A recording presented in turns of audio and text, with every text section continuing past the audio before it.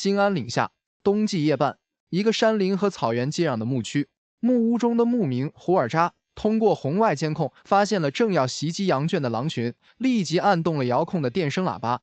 霎时，一阵沉雷似的虎吼声在羊圈上空炸裂，狼群大惊。正犹豫间，一只东北虎咆哮着扑进狼群。昨夜，狼群又一次袭击了牧民胡尔扎的羊圈。入冬转场，回到冬窝子以来，胡尔扎的羊圈已经遭遇了3次野狼的袭击。此次他家一共被咬死37只羊，咬伤6只，吃掉4只。这47只羊，少说也值3万元。令人痛心的是，他那英勇善战的3只牧羊犬，竟然被狼群咬死了2只。当地政府和公安现场勘查后，告诫他要立即修建1.8米高的羊栏铁网，以防狼，同时也要广开思路，寻找驱狼的有效方法。可是还没来得及建设新羊圈，昨夜狼群第4次袭击了他的羊圈，杀羊11只，吃羊4只。冬季修建防狼羊圈的牧民太多，胡尔扎的合同被排到11天后实施。可是这11天可怎么办呢？自己的羊群已经被这个狼群盯上了，这何止是贼偷方便、狼偷习惯的问题，是狼群把自己的羊圈当成了他们的大食堂和练兵场了。这群狼饿了就来吃羊，猎捕寄养了就拿着自己的羊群练手，展开屠杀。这11天可怎么熬呀？胡尔扎苦思冥想着防狼之策，护牧犬防狼，不行了，只剩一只狗了，而且受伤，狗心理上也被狼咬怕了。前夜狼来时，他只叫了一声，便再不敢狂吠。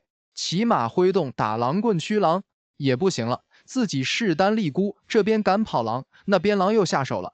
敲锣打鼓放鞭炮，狼太奸诈，1次2次管用，第3次狼就识破，都你是些虚张声势的空想。于是你敲你的锣，你放你的鞭炮，狼则会毫不顾忌的更加疯狂的攻击羊圈，好像是发泄。哼，谁让你吓唬我的？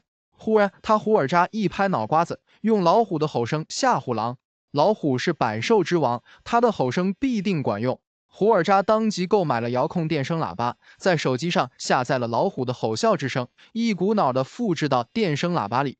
他想，夜晚遇到狼群再来偷袭时，只要他在木屋中盯着远红外夜视相机的监视屏，一按电动喇叭的遥控器，老虎的吼声就会播放出来。狼群岂有不怕之理？入夜不久，唯一的护牧犬突然只叫了一声，就再也没有了动静。胡尔扎急看监视屏中出现了10多双绿光莹莹的狼眼，闪闪烁烁，渐行渐近。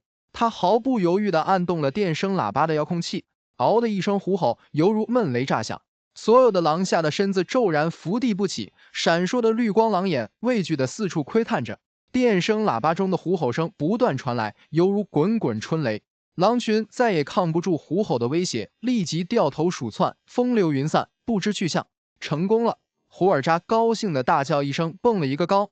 这一夜他睡了个安稳觉。胡尔扎简直要爱死自己的电声喇叭了。第2天居然吧唧一声吻了铁皮电声喇叭一口，结果嘴唇被冰冷的喇叭粘掉了好大一块皮，鲜血立即流淌了下来，滴落在洁白的雪地上。狼群还敢来吗？他急忙用手掌按住掉皮的嘴唇，弄得满手掌都是鲜血。事实是狼生性多疑，凡事都要问个为什么。这种巨大的带有自然威慑力的虎吼声，是这群草原狼生平没听过的。狼生性怕火和巨大的声响，尤其是对陌生的声音更是百倍警惕。草原狼从没见过老虎，但又对虎啸抱有极大的好奇心和探索心，因此一定要弄清这是什么。第2天夜晚，狼群以分散队形继续逼近胡尔扎的羊圈。他们走走停停，小心翼翼，狼耳高耸，狼眼忽闪，百倍警惕着那种声音的来源。忽然，虎啸之声再次当头响起，震耳欲聋，摄狼心魄。狼群再次闻声急逃，但这次逃跑不远，因为他们发现虎啸只是吼叫了几声，便销声匿迹。难道是这奇怪的猛兽见到我们跑了，就停止了威胁？可是这奇怪的猛兽为什么没有追来呢？狼王不甘心，再次带头折返，小心翼翼地逼近羊圈。胡尔扎看到狼群去而复返，骂一句狗杂种，竟敢再来。眼睁睁地看到狼群再一次逼近羊圈时，又猛然按下了电声喇叭的播音键。胡尔扎的牧场坐落在大兴安岭山林的边缘，此时一只雄性东北虎正在附近的山林间徘徊。他因为是最近听到了一只母虎的求偶啸叫之声，才应声寻找而来的。冬季正是一年一度的东北虎恋爱季，无论雄虎和雌虎都会大唱情歌来呼唤配偶。这只雄性东北虎正是闻听到此处有雌虎的求偶情歌的欢唱，才追寻而来。此刻，它居高临下，看一眼夜色朦胧的草原，那里有点点灯火。那雌虎的求偶情歌，好像就是从那里发出的。可惜，虎妞每天夜晚只是叫唤那么3、2声，而且断断续续、隐隐约约，随风传来。然而几天来，好像雌虎的声音始终从那个木村的方向传来。他本想前往探索搜寻，但是老虎生性不喜离开高山密林，所以他只能在附近山林徘徊，以等待那个虎妞的声音再次出现。胡尔扎不知道，网络上虎啸的声音是在动物园中录制的，大概录制者也不知是雄虎还是雌虎的笑声，更不知是老虎的求偶声还是发怒声。他们不知老虎的吼啸也是表达感情的一种虎语，反正只要是把虎啸之声录上就行。